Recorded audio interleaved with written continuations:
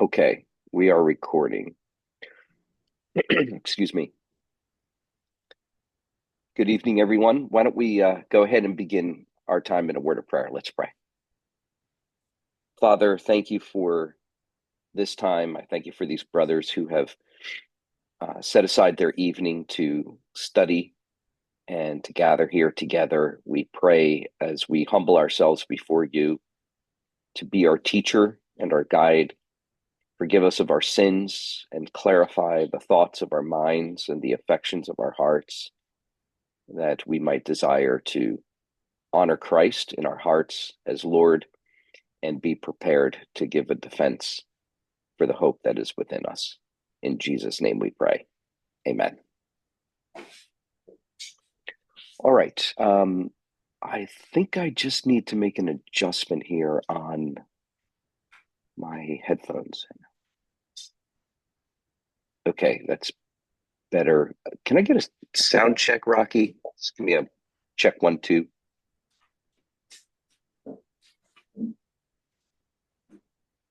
No, you're on mute still, Rocky. Okay, your voice, I can hear clearly your voice. Okay, great. And I could hear you too, so that's good. Okay, cool. Let's go ahead and get into it. Um, just by way of recap, last week and the week before, we were looking at the life of Cornelius Van Til, and all of that was set against the backdrop of understanding and appreciating why there had to be a reformation in the practice of apologetics. And so, having gone through the history of apologetics, we saw we saw a number of methods develop, and the big issue for us all along was this: when when believers defend the faith in the history of apologetics, um, are they doing so, or have they done so in a way that presents pure Christianity, or in a way that has sought to compromise, perhaps not even intentionally, but compromising the faith, the pure faith of Christian doctrine, with certain unbelieving modes of thinking. So, like Greek philosophy, and into the modern period, we might talk about compromise with modernity, the Enlightenment, and so forth, in order to try to convince people of the rightness of Christianity. And and as we have seen, that compromise has occurred time and again throughout the history of apologetics. And so, ways in which that has occurred, as we have discussed, is exampled for in somebody like Thomas Aquinas. When we ask the question, what has Jerusalem to do with Athens? We're asking that question of the relationship between theology and philosophy, and particularly the intellectual life of the believer, and whether or not we are in such a way presenting the faith, the Christian faith, to the unbeliever in a way that is reasonable, yes, that is rational, but also in a way that does not compromise for one moment the pure doctrine of the Christian faith. And so, as we looked at Thomas Aquinas, we saw, unfortunately, some compromise with regard to pure Christian doctrine. And in particular, there is in Thomas Aquinas a certain assumption in the way in which he sees the world, that is more in keeping with Aristotle and Greek philosophy than it is with pure Christian doctrine. And we talked about the way that for Thomas, all of being or being is that kind of catch-all category in which both God and the creature participate.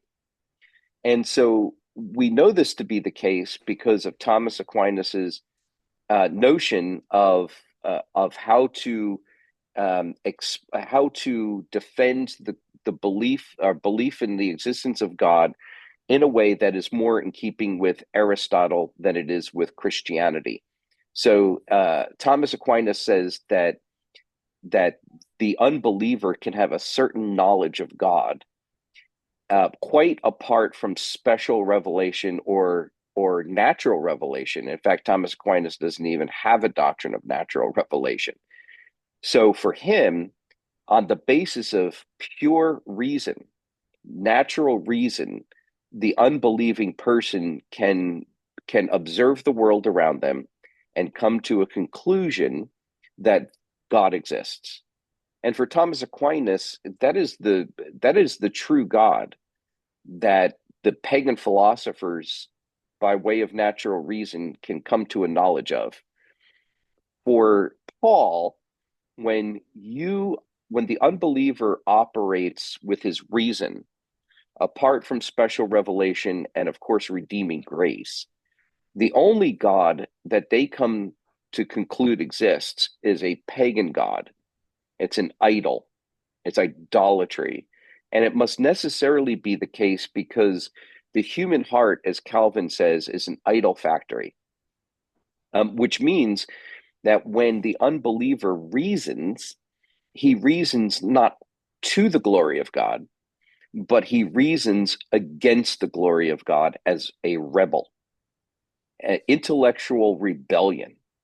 And so the conclusion is that the unbeliever can only come to the knowledge of a false God, an idol. That's what Paul says in Romans chapter 1, 18 and following. So Van Til sees in his day many Reformed Christians, even those within the Old Princeton tradition where he was trained. The Old Princeton tradition, just to remind you, is a reference to Princeton Seminary, where not all, but many American Presbyterian ministers were trained from the year 1812 onward. And Van Til sees even within that Old Princeton tradition, which was known for being staunchly conservative, confessional, and reformed in doctrine, yet even there he picks up hints that the Reformed, when it comes to apologetics, have not completely surrendered assumptions that are in keeping more with unbelieving thought than with Christian thought. So the big thing during his time in Old Princeton was the way in which they did apologetics with evidences. That was the prime mode of defending the faith. We just need to get all the right evidences on the table. And because believer and unbeliever share common sense, that is to say, common assumptions about sense perception, that if the unbeliever looks at the evidence that the believer looks at, the unbeliever can be persuaded of the truthfulness of Christianity simply by observing the correct, proper evidence. And Van Til sees that as running in the same tradition as Thomas Aquinas. Now, there are differences, of course. Thomas is making an intellectualist argument for the existence of God, and Old Princeton is making an argument from evidences for the truthfulness of Christianity.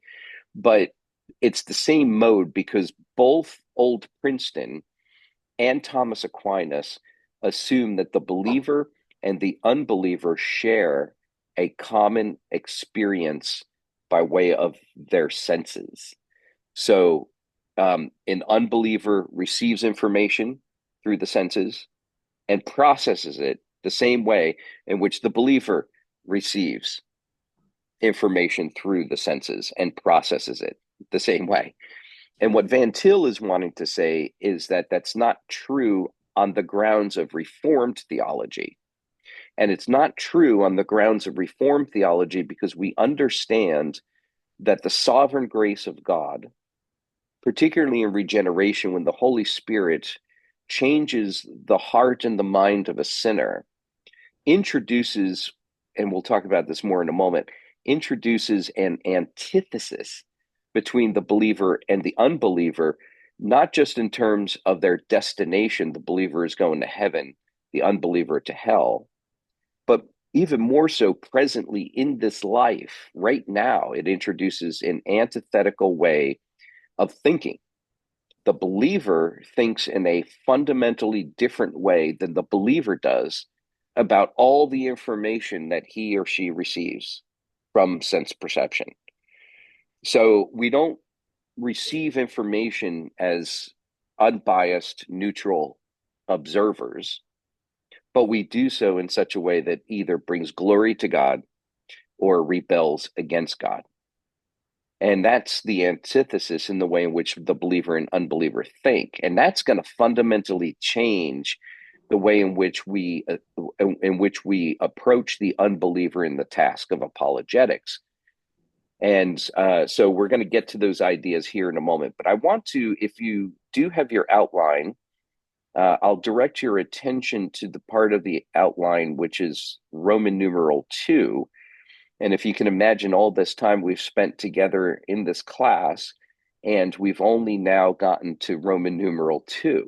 So Roman numeral 1 was quite lengthy, but now we're into Roman numeral 2, which is key ideas. Key ideas. Let me just check the chat. Okay, I don't have the chat open, but I'll check it from time to time in case you have any questions or comments. Okay, so feel free to drop in any questions or comments you might have. And Pastor Rocky has done a great job of jotting in some notes, when I'm going through my material and putting in some notes in the chat for y'all to look at. And that's always very helpful. So thank you, Pastor Rocky. Feel free to do that as you are inclined to do so. Okay, so under key ideas, we come first of all to the creator-creature distinction. And we've talked about the creator-creature distinction. It's a fundamental and essential idea found within the thought of Cornelius Van Til. If you look, and this isn't essential, so if you don't have the syllabus or the outline before you, don't worry about it too much. But on the, I need to bring this up so I can do this the right way. Looks like the 4th page. I don't have the pages numbered. Let me do that real quick. At least to my copy.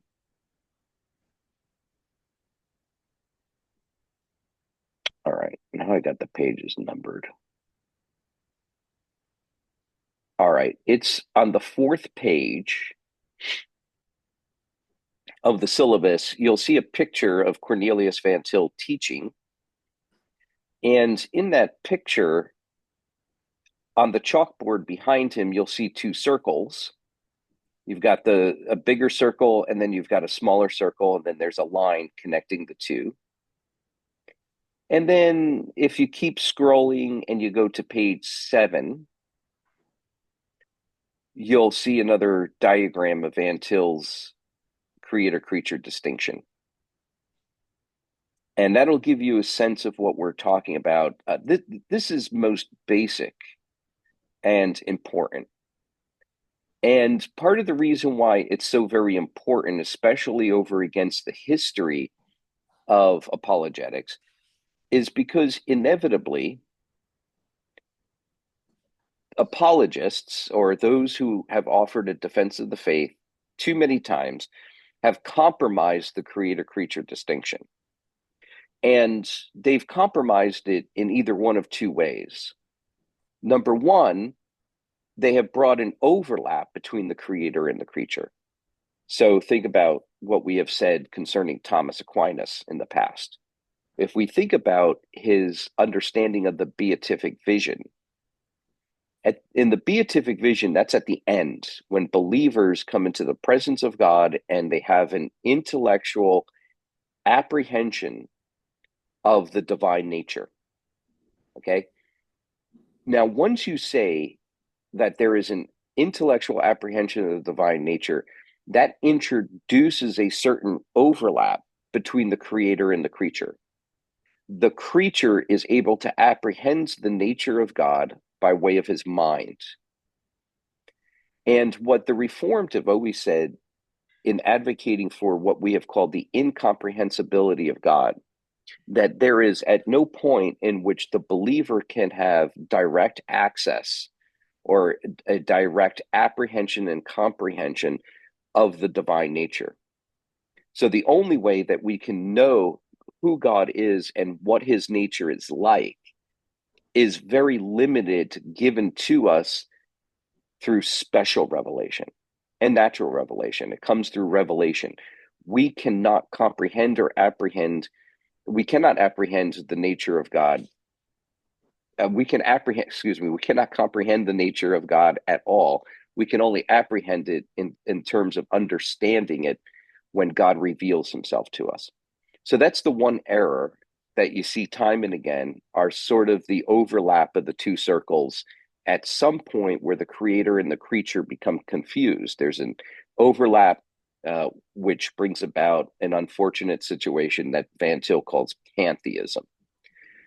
Pantheism, technically, when we talk about the religion pantheism, we talk about this idea that the creature somehow lives in God and in the being of God, that the being of God and the being of creature inhabit the same sort of an all-encompassing reality.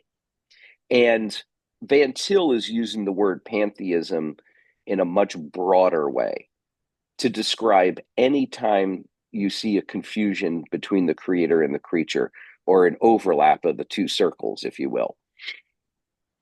And that's the one error. The other error you find in somebody like Karl Barth, where he at least begins with talking about the creator-creature distinction, but he erases that line that connects the two circles. And remember, the line, what you see in Van Til and that picture on the chalkboard is just one line connecting the creator and the creature. But in my diagram, you have two lines connecting the creator and the creature, but the idea is the same. Okay, the line indicates revelation. So Barth ends up erasing the line between the creator and the creature, and that results not in pantheism but deism, and ultimately skepticism, and even beyond skepticism, when carried out consistently, atheism.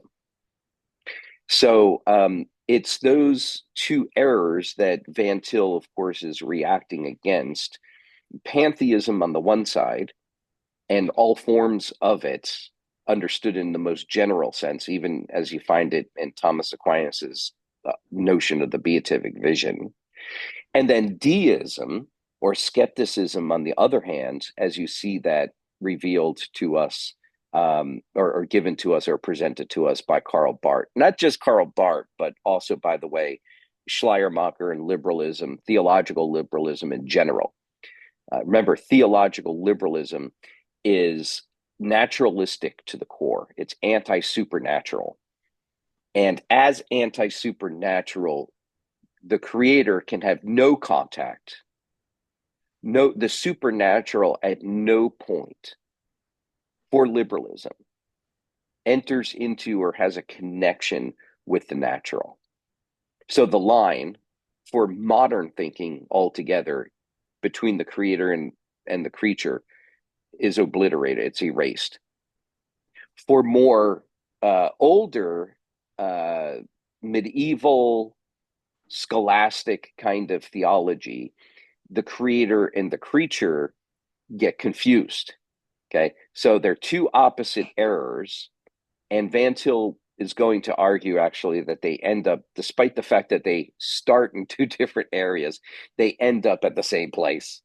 That's a whole other discussion, but those are the two errors he's seeking to avoid when he talks about the creator-creature distinction. Two circles, the one representing God, the other the creature, and then the line that connects them, the line indicating revelation, that God reveals himself. So God reveals himself directly to the creature, but he never at any point discloses, as it were, his divine essence. Remember, no man can see God and live, right? There is no possibility of mere creatures of the dust being able to come to a direct experience of the divine nature. You just, you can't do it. He's infinite. We're finite. He is unchangeable. We are mutable. And so there are certain attributes that the creature has, and there are certain attributes that the creator has, and they are so opposed to each other that there can never be at any point an overlap between the two. Okay. But what God does do is he reveals himself to the creature not by way of a direct revelation of the divine essence, but in an accommodated mode of revelation, accommodated to the ability and the comprehension of the creature. In other words, God uses a created medium to the creature in order to reveal to the creature something of of who God is and what it is he has done. Okay? So again, the revelation of God, it comes in the form of a created medium, creation.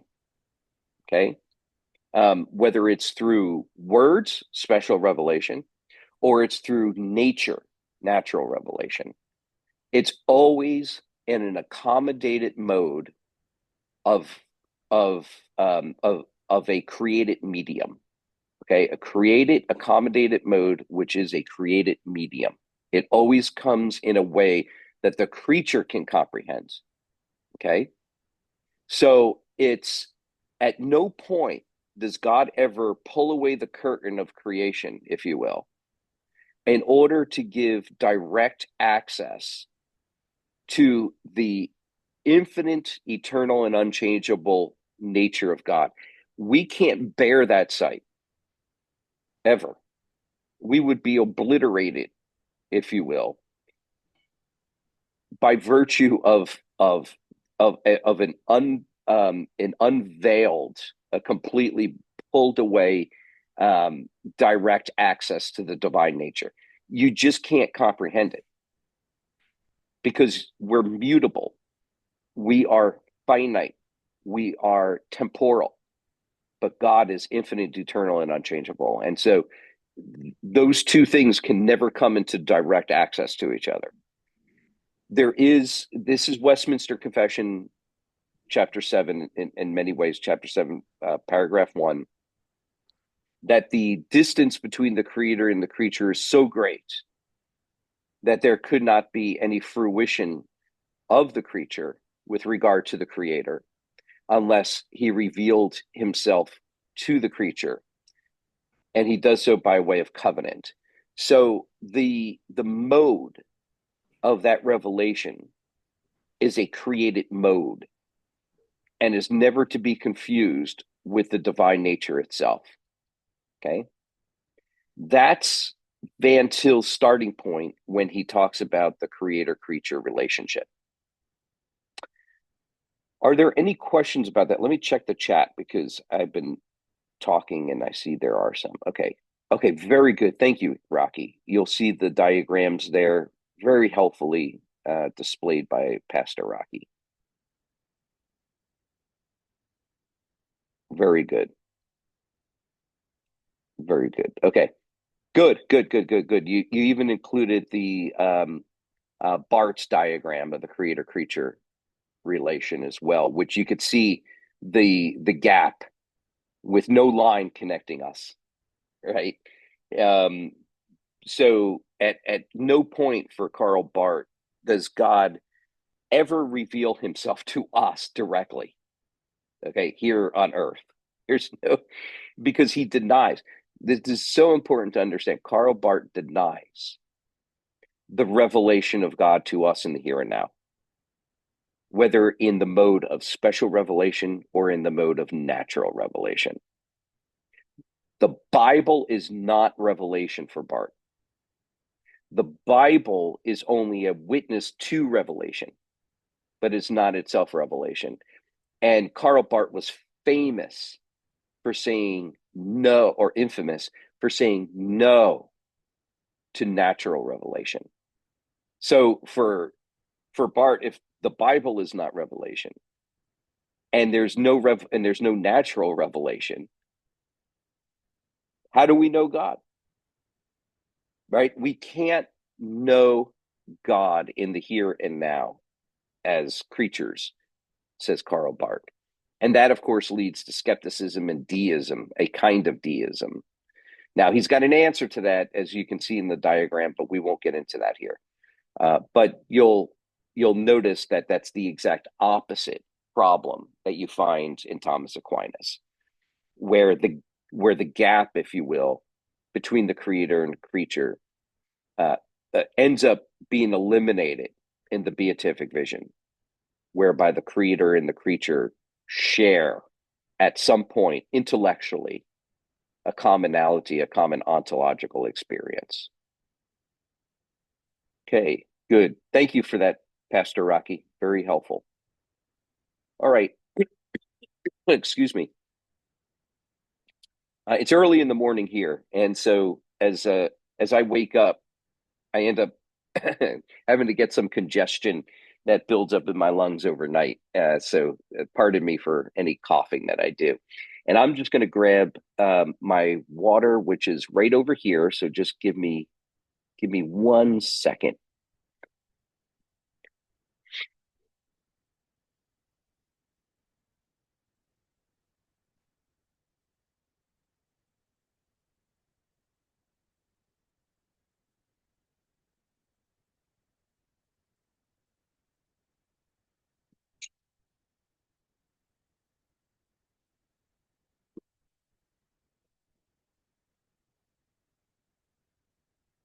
Okay.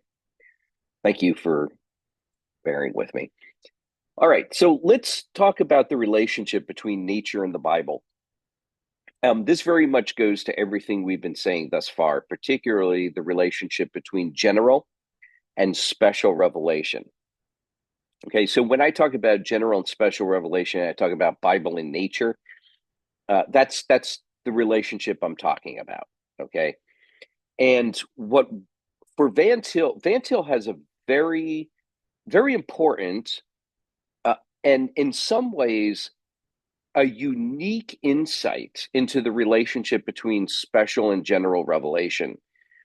A unique insight that was not always well appreciated in the history of Reformed theology. Not that it's altogether new, not at all. It's not novel or anything like that, but certainly it seems perhaps underappreciated. And it all has to do with apologetics and with understanding the epistemological, if you will, the epistemological ability of creatures to know things, to know God, and to know the world around them. And again, just to define briefly, epistemology has to do with knowledge, right?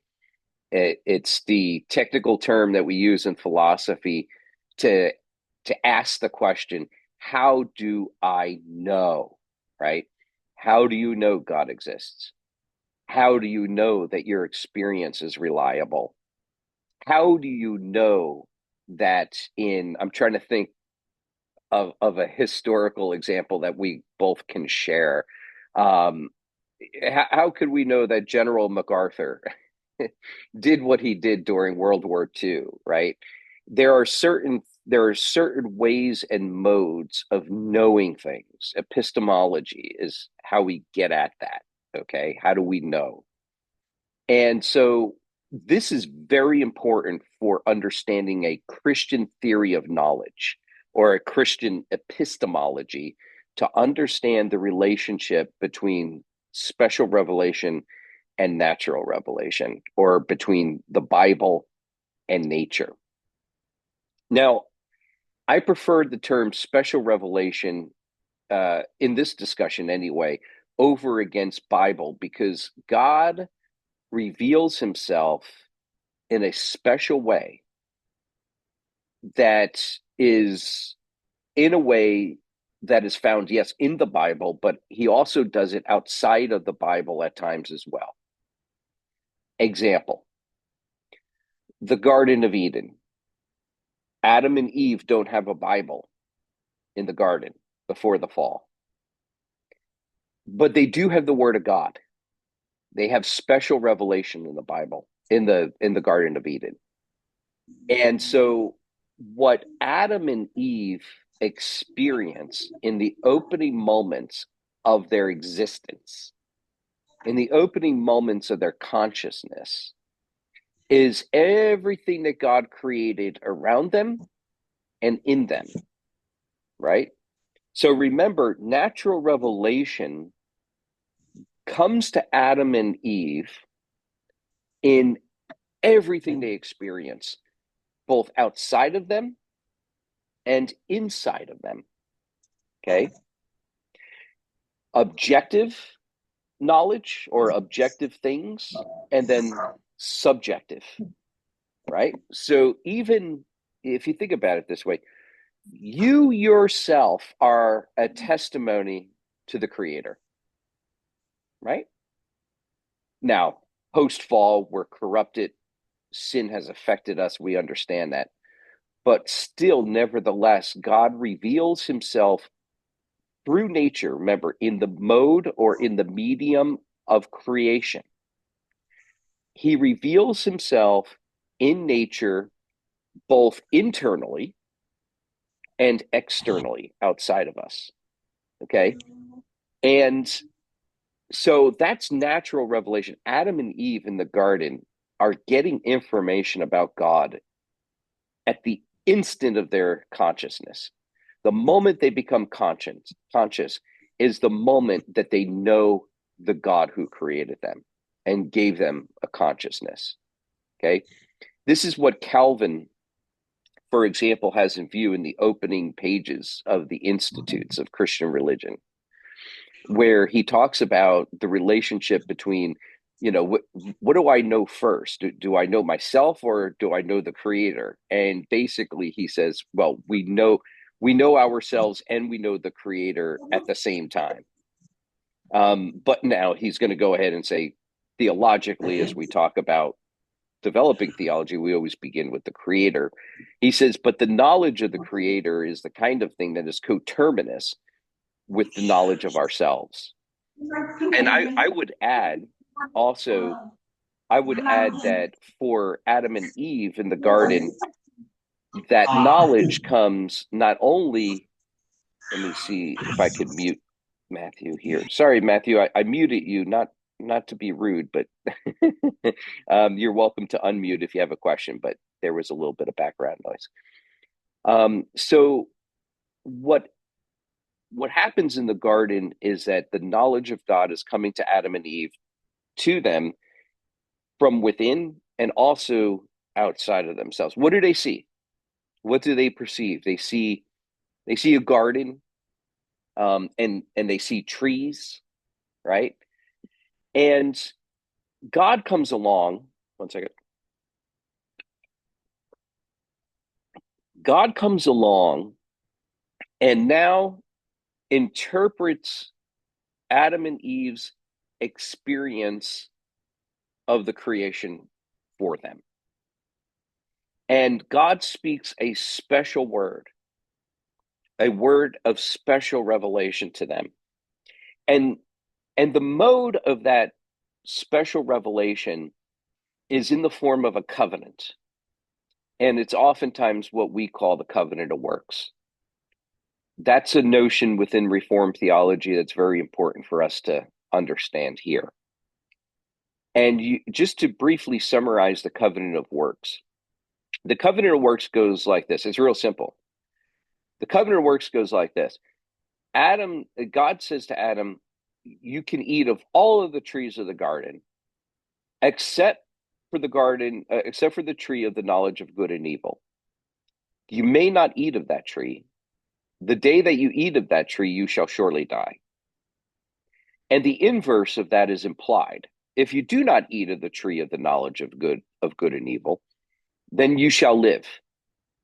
And the life that is envisioned there on the basis of Adam keeping the covenant, keeping God's law, sustaining perfect righteousness, the reward, if you will, for Adam having done that is not continuous life in the garden, as if Adam's just going to be a farmer for all of eternity, right? But the reward for Adam's perfect obedience, had he done that, would have been to be rewarded with and given a higher life. He would have entered into Hebrews chapter 4, the Sabbath rest of God, into which God himself entered on the seventh day, Genesis chapter 2, verses 1 through 3. So that's the covenant of works. It's quite simple. If you eat of the tree of the knowledge of good and evil, you die. And it's not just physical death that's in view there. It is in the entirety of death comprehended. So, in other words, you eat of the tree of the knowledge of good and evil, you physically die, you spiritually die, and you die eschatologically in hell forever. Right? If you obey me and keep the law and do not eat of the tree of the knowledge of good and evil, then you are rewarded with eternal life. Okay, so eternal death or eternal life is what is in view. That's the covenant of works. It all depends on Adam's work. Does Adam obey God or disobey him? Okay, and so what's happening there in the covenant of works? God is bringing a special word, a special revelation to Adam and Eve to interpret for Adam and Eve the reality of what is around them. Okay? And so special revelation is necessary for Adam and Eve to have a full and comprehensive understanding of their sense experience. Okay? Adam and Eve cannot read, if you will, the significance and the meaning of the tree of the knowledge of good and evil off the face of the tree itself. That's kind of a funny way to put it, but this is what I mean. Adam and Eve cannot approach the tree of the knowledge of good and evil and understand what its significance and its meaning is, and Adam and Eve's duty relative to the tree of the knowledge of good and evil from the tree itself. Does that make sense? Adam and Eve cannot understand what the tree of the knowledge of good and evil means from the tree itself. They need an extra special word from God that comes to them and explains to them what the tree means and what their duty is relative to the tree. Okay?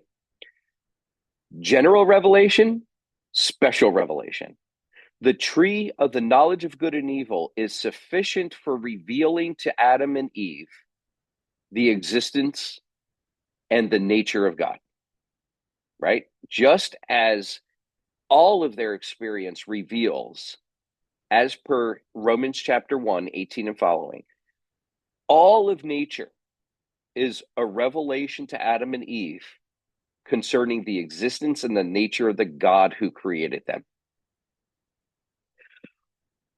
But contained within nature itself, there is no interpretation of what that experience and nature means to them and what duty they have relative to it. That only comes by a special word that is revealed to them in the form of a covenant when God speaks. Okay? So even this is the unique part about what Van Til, brings to the table when it comes to apologetics. General revelation and special revelation are hand in hand. And you need special revelation to interpret the facts of natural revelation. Okay, and we're going to talk about this in a moment, but this is why Van Til was famous for saying, no brute facts. There are no brute facts. Okay? Nature itself is sufficient to reveal the existence and the nature of God, but nature itself is no brute fact that any person can come to and understand and comprehend and know apart from or independent of special revelation.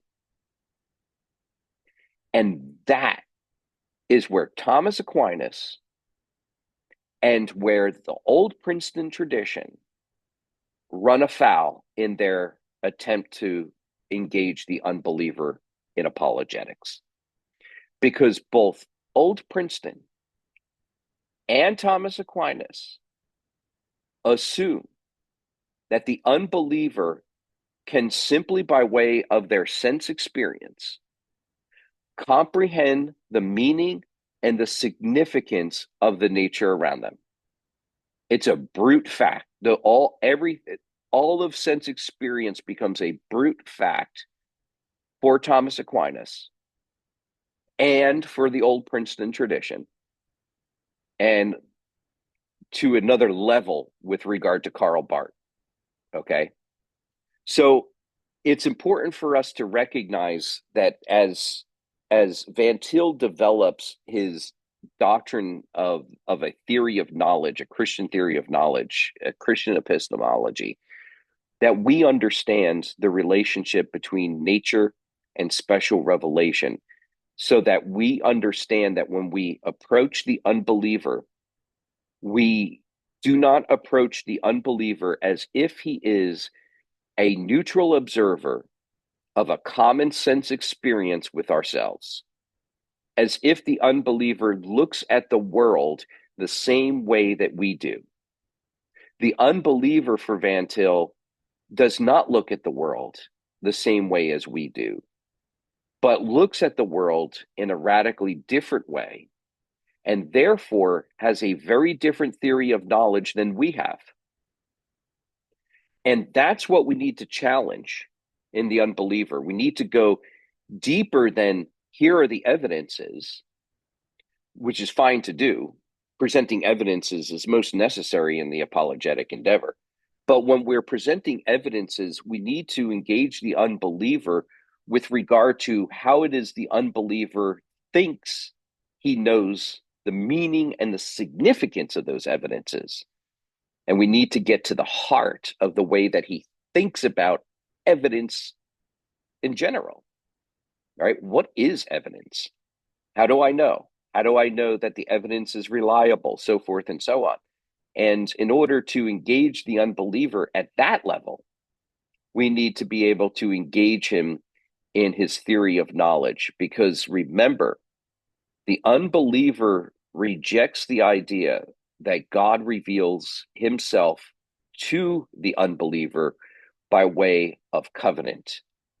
And so those are the things that we need to bring to the consciousness of the unbeliever, that God has indeed spoken.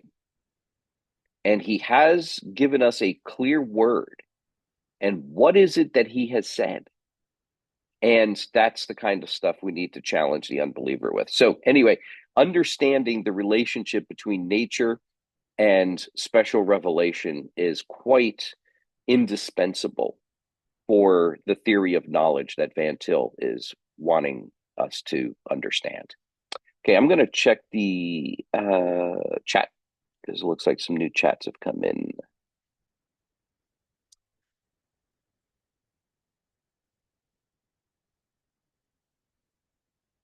Okay, so yeah, Ben-Hur, is the word accommodation the right or best way to describe the knowledge of God in relation to man rather than adaptation? I think you could go with either word. either word can describe the phenomenon. I mean, the whole idea is what Calvin calls lisping, right? Calvin in the Institute says that when God speaks to us, he lisps to us. In other words, he, in a holy and wonderful way, he talks down to us, right? He talks to us in a way we can understand. And Calvin likens it to a mother who is cradling her baby, and she lisps to the baby. She talks baby talk to the baby. She communicates to the baby in the way that the baby can understand. Now, if the mother started talking to the baby about the epistemological self-consciousness of the unbeliever and talk that way to the baby wouldn't understand the mother, right? So the mother must talk to the baby in a way that the baby can understand. Sometimes it just comes with like inarticulated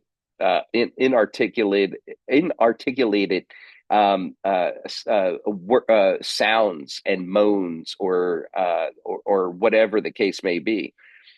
The baby understands that, and the baby won't understand big people words until the baby gets bigger, right?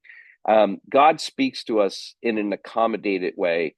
He, to use your language, Ben-Hur, he adapts his way of speaking to us in the medium of nature, or in the medium of creation, so that creatures can understand. If he spoke to us in any other way other than in a creaturely way, could a creature understand a non-creaturely mode of communication? No, right? Creatures can only understand creaturely mediums of communication. We cannot understand or comprehend divine modes of communication. And what I mean by that is, let's say, think about the inner Trinitarian relations of the persons. God, from all of eternity, spoke a word in and within himself, right? As the Father begets the Son. And so there is an inner Trinitarian mode or form of communication, but that's not for us. That's for the Father, the Son, and the Holy Spirit, right? We can't comprehend that communication, okay? We can only comprehend what it is that God says to us in the mode of creation itself, in a created medium, if you will, okay? But thank you for that, Ben-Hur. That's helpful.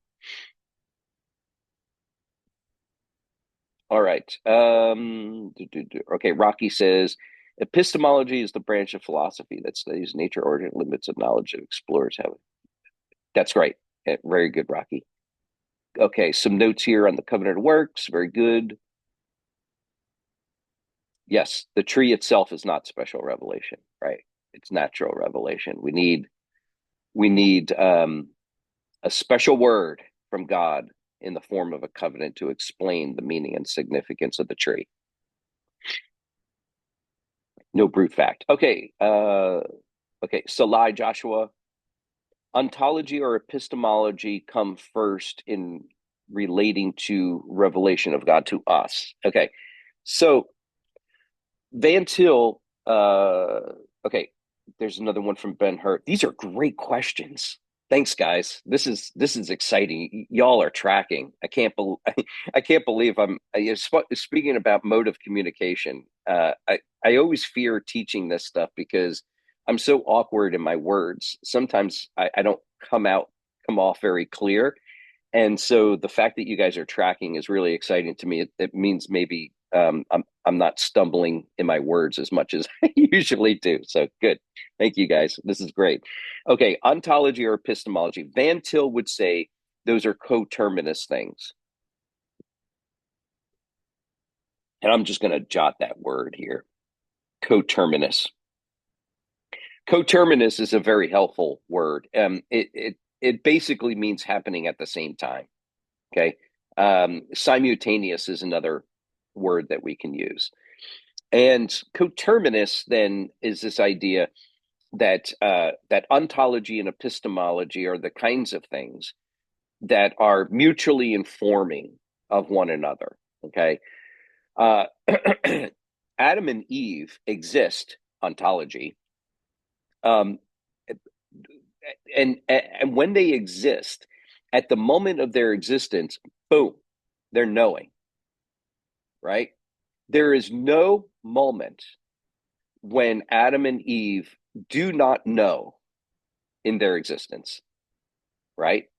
So it's very important to understand that ontology and epistemology are coterminous with one another. Okay, and in terms of just understanding how the world works, I mean, you can again, this is Calvin in the opening pages of the Institute, right? It's like what where do we start, with ourselves or with God? And Calvin says flip a coin. I mean, it doesn't really, you know what I mean by flip a coin? It doesn't matter. Pick one or the other, because either way you end up at the same place, namely the knowledge of God. The purpose of all knowledge that God gives to us in nature is so that we might know Him. It's all revelation, right? There is not a single square inch of any of your experience, whether of yourself or the world around you, that is not a revelation of God. It's all revelation. Okay. God's revealing Himself in and through all of creation. Even history is a revelation of God. Why? Because God has decreed from all of eternity whatsoever shall come to pass. And we'll talk about this more in a moment, but if God has foreordained whatsoever shall come to pass, then the things that come to pass in real time history are a revelation of the eternal decree of God, which just is God. Right? Because the eternal decree of God is an act of His mind and His will, but is itself within God Himself. And so the decree manifests itself, it reveals itself in history. And then so when you experience history, you're experiencing the decree of God. Okay. Everything is revelation. So, you know, pick which one you want to start with, ontology or epistemology. If you want to start with the creature or with natural revelation or special revelation, it all leads to the same place. And that's Van Til's point. So good question. All right. Is it correct? This is Ben-Hur. Is it correct to say that man's knowledge of God before the fall is immediate? After the fall, all knowledge of God is mediated. Okay, great question, Ben-Hur. So yeah, okay. God reveals when God reveals Himself, the revelation itself is always mediated through a created medium. Okay, the nature or essence of God is never immediately given to us. It's always mediated through a created form, a created medium. Okay. So the knowledge of God is always mediated, number one, through nature, number two, through special revelation. Now, what you may be thinking about, Ben-Hur, is the mode in which special revelation comes to Adam. Okay. So when God speaks to Adam and Eve in the garden, He does not do so through a written medium. In that sense, it's immediate. So this is a little confusing, right? But it's not. But even the communication of God to Adam in the garden without a written down text, okay, it also comes in the form or in the mode of a created medium. It's a mystery how God speaks to Adam and Eve in the garden without using a text. Like what do Adam and Eve hear? Right? Is it a voice from heaven? kind of like the voice from heaven that people hear at the baptism of Jesus. This is my beloved son with whom I am well pleased. Listen to him. And there's an audible voice that just sort of fills the air. Okay. There's no text. It comes from heaven into the ears of the creature. But even that audible sound that Adam and Eve hear in the garden comes to them in the form of sound waves, right? Which is a created medium. There's no escaping it. It at no point does Adam and Eve get lifted up into heaven to listen to the intertrinitarian voice of the persons of the Godhead. No, right?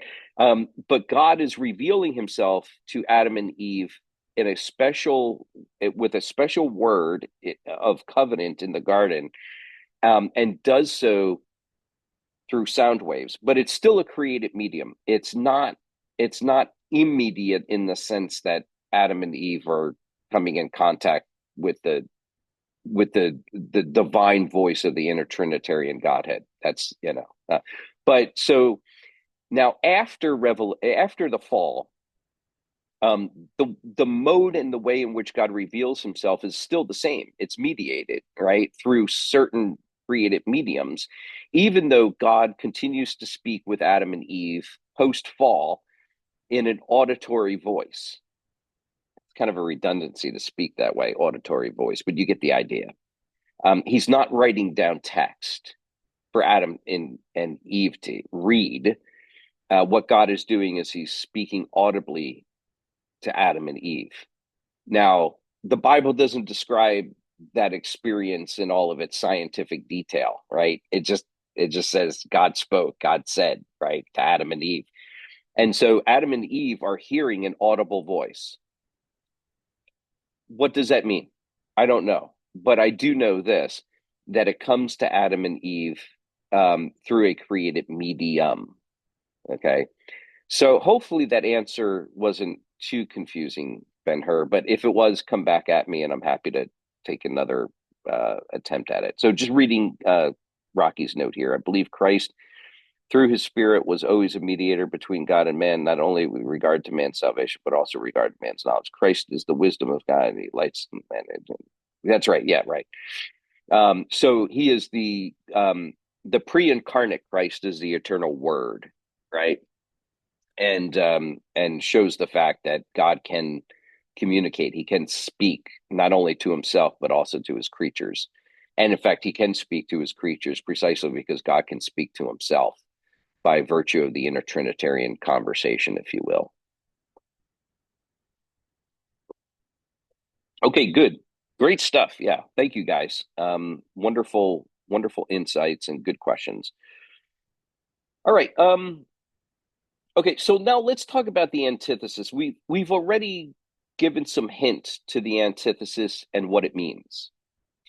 But let me just reiterate it again.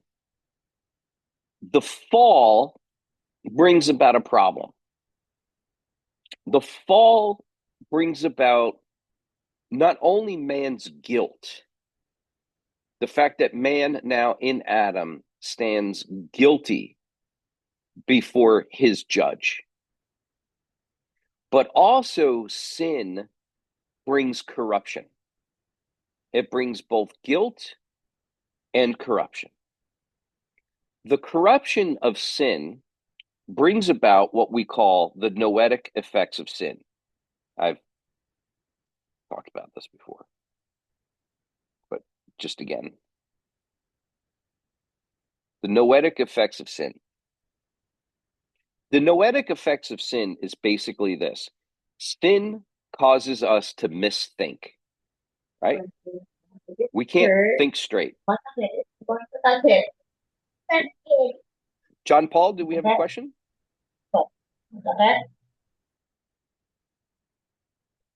I couldn't tell if John Paul was trying to ask a question. Okay, no. Okay, he muted again. Okay, great. Okay, John Paul, no problems. If you do, just let me know. Give a holler or a shout or drop it in the chat. Okay, so so that's what we talk about, the corrupting effects of sin upon our thinking. We can't think straight anymore, is basically the case since the fall. Okay, we can't think straight.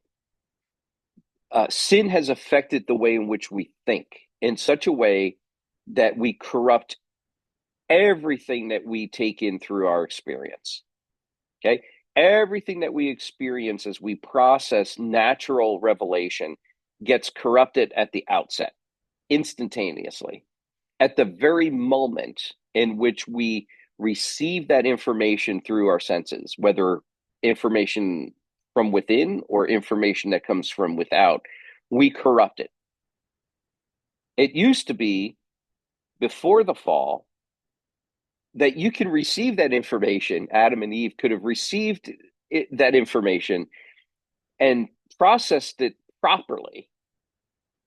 But fallen man, because of the noetic effects of sin, process all information in a corrupt way. This has huge implications for apologetics. Think about it.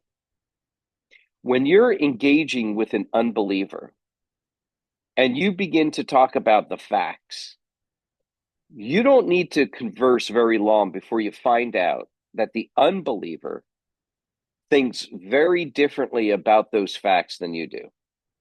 Have you ever tried to convince somebody of something, and you lay out your case before them with airtight logic and with indubitable evidence, and all that happens is they take the evidence and the logic you used and they turn and they twist the meaning and significance of it to suit their argument and their way of saying things, right?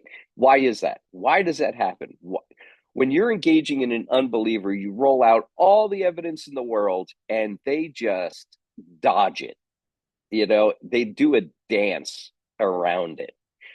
And they do so because they're interpreting that evidence in a radically different way than you are. That's got huge implications for doing apologetics. Just to be conscious of that fact when you engage an unbeliever will help you. If for no other reason, will keep you sane when you're trying to give the evidence and they just keep dodging it, right? Of course they keep dodging it. Why? Because of the noetic effects of sin. So Calvin will use the language of lenses, like how I'm wearing glasses, right? So he'll say that the unbeliever has one set of glasses, and with those glasses, he sees and interprets all the world around him. He can't help but to do so. It's the only way he can see things, is through the lenses of unbelief and rebellion and sin, right? He's got sin glasses on. Everything he interprets sinfully because he's got sin glasses on, right? Now, what does grace do? Right? Grace now introduces a radical change in the sinner. The sinner, now having become a saint, loses those old sin glasses, and God puts new glasses on his face that are grace glasses, if you will. No more sin glasses, and now he has grace glasses. And now he sees the whole world and everything around him anew in a radically different way. Whereas before, he could interpret reality around him only sinfully because he's got his sin glasses on. Now the believer looks at the world around him and within him, and he interprets all of his experience now in light of the glory and the grace of God. And if you were raised in a Christian home, praise the Lord. But if you were raised in a Christian home and you never knew a day when you were not a believer, let's say God regenerated you from early on, in your infancy. That happens sometimes, right? Now for many of us, I know this is the case for Rocky, it is for me as well. You live your life, a portion of your life in rebellion against God. And then one day you hear the gospel, it's like, snap, right? And you're a whole new person because of the regenerating grace of the Holy Spirit. And now, like, you can't help but to look at everything differently. At one time, everything that you saw around you was a matter of chance. Like evolution explains nature for you. Maybe it was evolution, maybe it was something else, maybe it was witchcraft or pagan beliefs or whatever the case may be. But now that you've become a Christian, you look at the world around you as God's hand of creation. What happened when you were an unbeliever and you looked at a beautiful sunset, right? You interpret that as, like, I don't know, maybe you interpret it scientifically or chance or just a freak of nature or whatever, whatever the case was as an unbeliever. But as a believer, you repeat with the psalmist, behold, the heavens declare the glory of God and speak forth his handiwork, right? You can't help but to give glory to God when you see a beautiful sunset now, whereas beforehand you gave glory to evolution or chance or science or whatever the case may be. But now you give glory to God. And so you look at the world in a radically different way than you did beforehand. And okay, oh, good. Okay, good notes, Rocky. Thank you. Appreciate that. Everyone, check out the chat notes, if you will, and Rocky's got some really helpful comments in there to go along with what we're saying.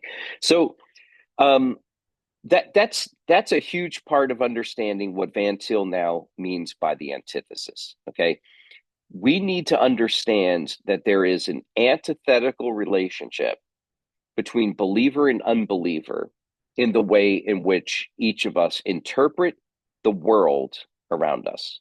Okay. Any questions, comments about that thus far?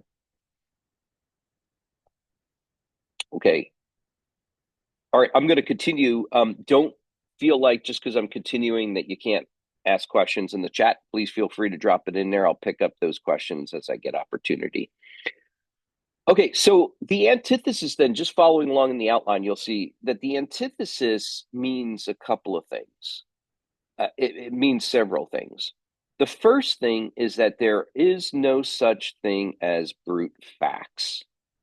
Okay? No brute facts. And what does that mean, no brute facts?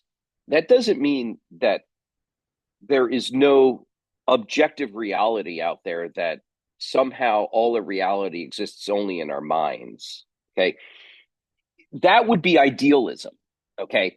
That's a pagan philosophy, idealism. Nothing actually exists in reality outside of us. It all exists in our minds. That's Kantian idealism. And it's unbelief. It's not a form of Christian thinking. Now, Van Til has oftentimes been accused of being an idealist. And some people say that true reality and its true meaning exists only in the mind of the individual. And that's not true. Van Til rejects that notion. Let me say that again. Van Til rejects that notion altogether. And you'll hear this among Van Til critics out there. If you read, there's all sorts of literature out there that you can find on the internet that is critical of Van Til. Helpful to read some of that stuff, I suppose, so that you understand what the other side thinks. And those criticisms are coming from good Reformed brothers. I mean, it's not like these are Arminians that are criticizing Van Til, although Van Til, Arminians would criticize Van Til, but I'm talking about other Reformed theologians are criticizing Van Til on this point. And they're saying that Van Til adopts a certain form of idealism, which means that there is no objective existence of things. Everything that is real exists only in my mind. That's idealism. Van Til rejects that notion. How do we know he rejects that notion?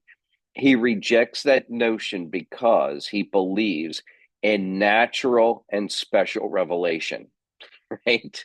He believes that God reveals himself in nature outside of us, in reality around us, and then also, of course, within us too. But our entire being is a revelation of God, just as all things outside of us is the revelation of God. So when he says no brute facts, he's not saying that all of reality exists only in the mind of the individual. That's not what he's saying.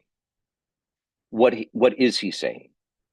He is saying first and foremost that there are no uninterpreted facts. And that's true. There are, in fact, no uninterpreted facts. How do we know that? We know that because God has foreordained whatsoever shall come to pass. And he is the creator of all things, right? He is the creator of all things, and he foreordained whatsoever shall come to pass, which means that God is the original interpreter of every fact. So God, having foreordained and created all that comes to pass, God, in his work of both creation and providence, is the one who pre-interprets all of reality. So even before there is man and human consciousness, every fact has already been interpreted by God. Our job as creatures is to think God's thoughts after him. So how do we think his thoughts after him? How do we interpret the facts in a way that is in keeping with God's interpretation? We do so through special revelation, by interpreting reality around us in a way that is in keeping with what God himself has revealed about the nature of every fact. Okay? That's our call, to think God's thoughts after him.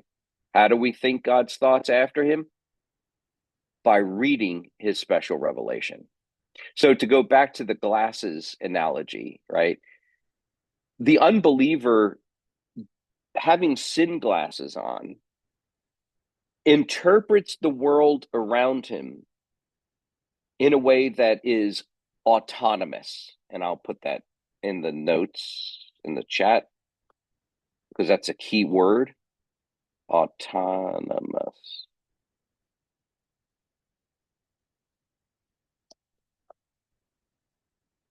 Okay, autonomous. That is to say, according to himself, as his own law, right? That's what autonomy means, self-law. Okay. The unbeliever interprets all the reality around him, all the facts, according to his own law, according to his own way, according to his own wisdom, which he doesn't have any, right? Or his folly. He interprets it according to his own folly, right? And so he's got the sin glasses on.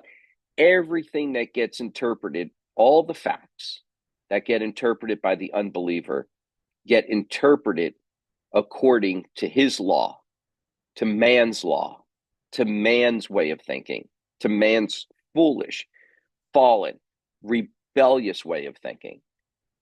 The believer, however, now having, instead, we called them before grace glasses. That's fine. Well, let's call them now also scripture glasses. Okay. The believer no longer interprets the facts according to his autonomy, his own foolish way of thinking, but now he interprets all the facts in light of what God has said about the facts in scripture. Now he puts his scripture glasses on and he interprets the reality around him through the lenses of Holy Scripture. And it looks like we have another question here by Ben-Hur. By antithesis, this means believers and unbelievers cannot have common ground. Good question. So the believer and the unbeliever do have common ground in so many ways. That is because the believer and the unbeliever inhabit the same reality, right? Believer and unbeliever are both creatures. They both have the same experiences, right? So you could be sitting there on the beach with an unbeliever and you're looking at the sunset and y'all are seeing the same thing, right? Both of you are seeing the same reality. You're experiencing the same sunset. And in that sense, we can say you have common ground. But you do not interpret things the same way, okay? He's interpreting that sunset against the glory of God. You're interpreting that thing for the glory of God, okay? So there is common ground, right? Every area of life is common ground with the unbeliever. I mean, believers and unbelievers are mixing all the time, right? So you go to work, you work with unbelievers, right? You're experiencing the same thing. If you're a scientist, right, you're using the same measurements as the unbeliever. You're doing the same math, okay, as the unbeliever. 2 + 2 = 4 for the unbeliever as well as for the believer. The difference is in how you interpret 2 + 2 = 4, or how you interpret those measurements, your scientific experience, your work as a bus driver or as a factory worker or a manufacturer or as a cleaner or whatever it is you do. Your experiences are the same, and yet your interpretation of those experiences are radically different. Okay, so in that sense, it's proper to say that we do have some common ground. And Rocky says Cornelius Van Til's critics say that he re-echoes Kant on transcendental idealism, right? Which is nonsense. It's just the critics are it's absolute nonsense, because nobody is a more thoroughgoing critic of idealism and Kant than Cornelius Van Til. Rocky goes on, every fact and reality should be interpreted by God. We think God's thoughts after him. That's right. Very good. Thank you, Rocky. Good stuff. Okay, we have about 7 more minutes, so let me press on if I can, because we're starting to finally get rolling here and making some progress. But if you're looking at your syllabus and you're looking at under the antithesis, which is 2C, Roman numeral 2, letter C, and sub point 2, the moment has significance. I want to read to you this quote that I have there. This is from Van Til's book, Common Grace in the Gospel. He says this: to use a phrase of Kierkegaard was a Danish existential Christian philosopher. He's got a lot of problems, but this is an example we'll see of Van Til taking the words and the concepts of somebody who he disagrees with and then reusing them in a way that fills it with reformed meaning and significance. Okay. All right. To use a phrase of Kierkegaard, he says, we ask how the moment is to have significance. Our claim as believers is that the moment cannot intelligently be shown to have any significance except upon the presupposition of the biblical doctrine of the ontological Trinity. That's a mouthful right there, but follow along. In the ontological Trinity, there is complete harmony between an equally ultimate one and many. The persons of the Trinity are mutually exhaustive of one another and of God's nature. It is the absolute equality in point of ultimacy that requires all the emphasis we can give it. Involved in this absolute equality is complete interdependence. God is our concrete universal. There's an expression, concrete universal, by the way. This is somewhat of an aside, but concrete universal is the kind of language that you get from idealism. But what Van Til is doing is to change the meaning of the concrete universal, which is sort of in on the hands of idealism is an abstract absolute. And what Van Til is wanting to say is that the concrete universal is a good term for us to use to describe the triune God.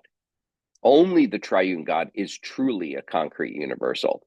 Anyway, that's an aside. Our point is this, though, that the moment, and what he means by moment is basically any given fact.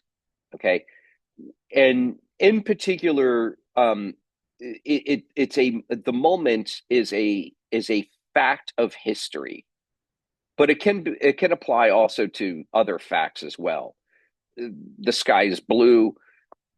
There's a piano here in my living room, and I'm sitting next to my fan, and I can see that my table is brown and that my couch is white.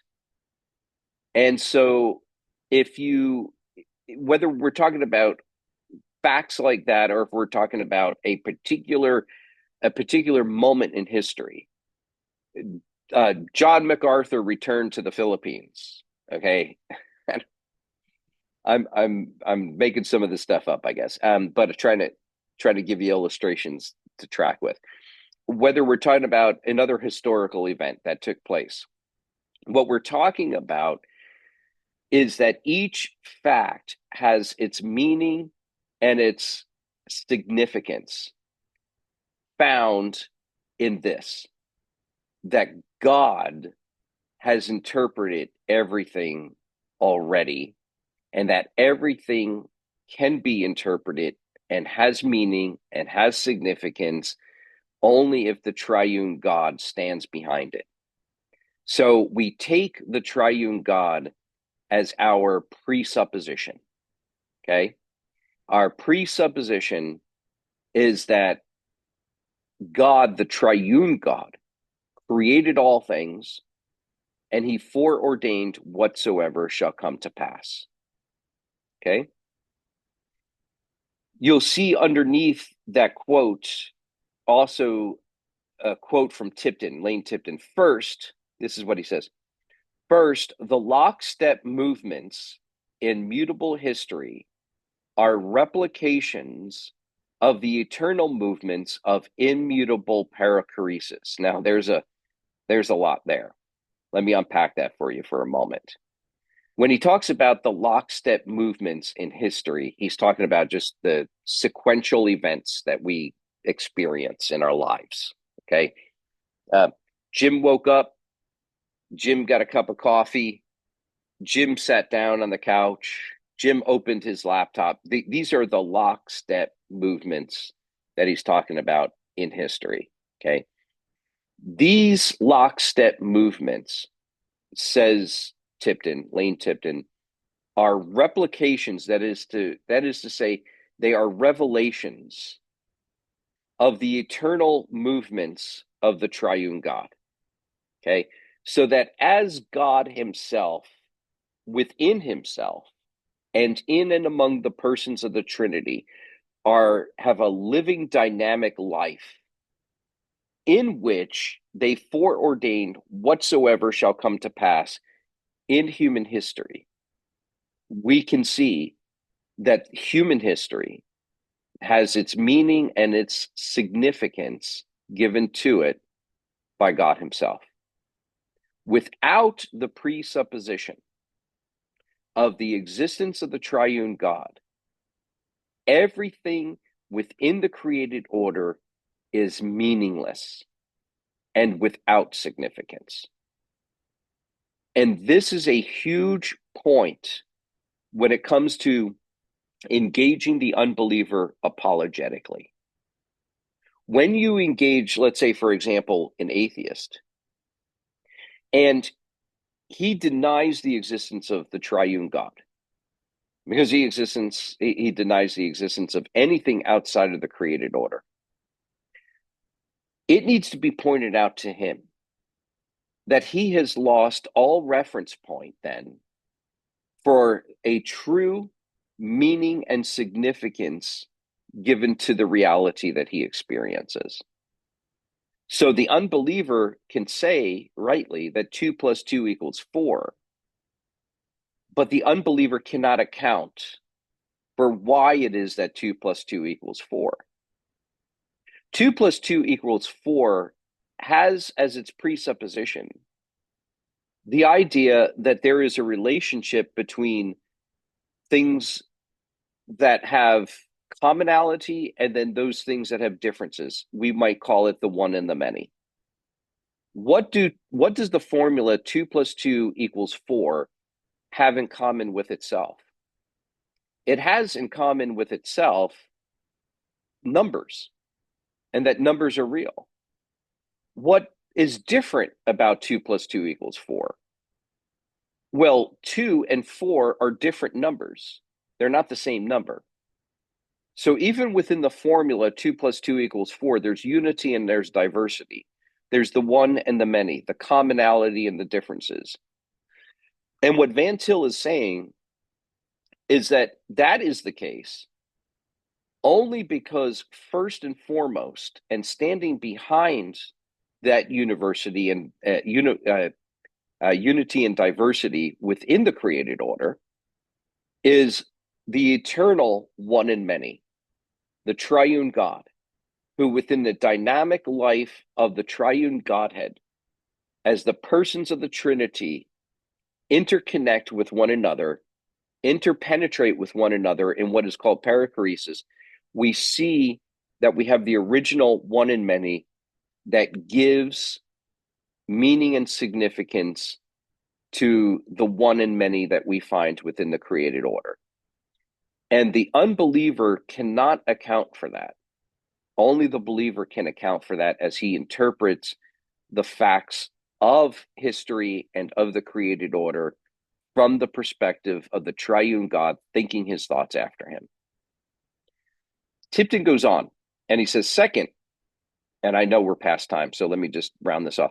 Second, the process of differentiation in history has unity and diversity in the Godhead as its backdrop. So again, that's just saying what I said already, right?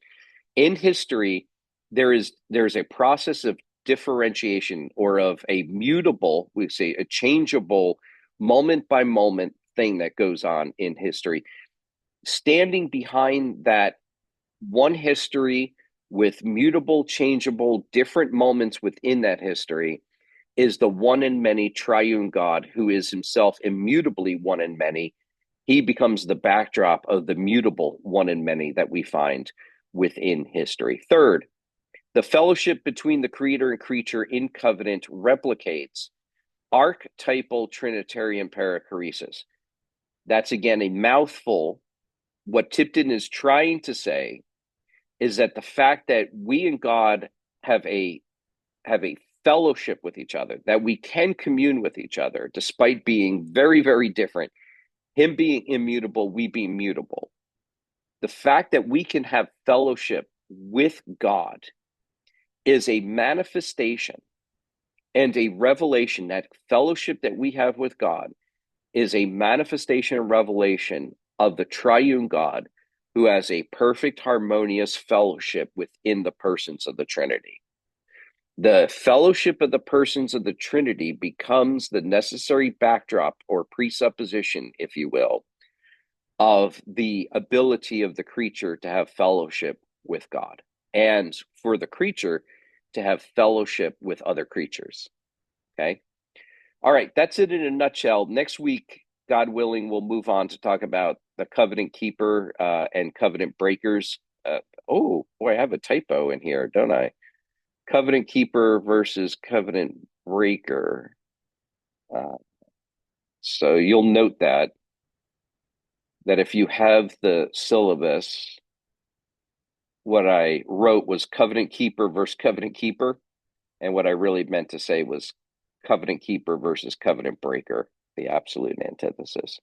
And we'll talk about that next week. Okay. Any questions or comments before we finish? close up?